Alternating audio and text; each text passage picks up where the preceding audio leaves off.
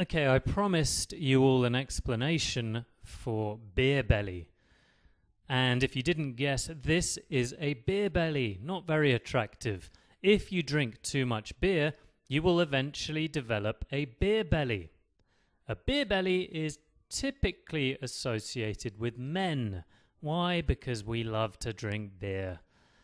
Roger has a big beer belly.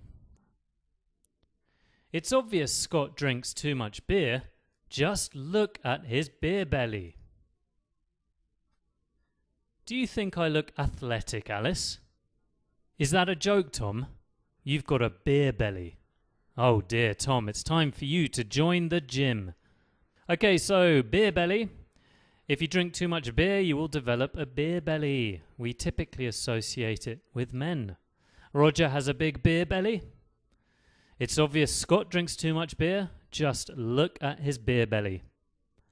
Do you think I look athletic, Alice? Is that a joke, Tom? You've got a beer belly.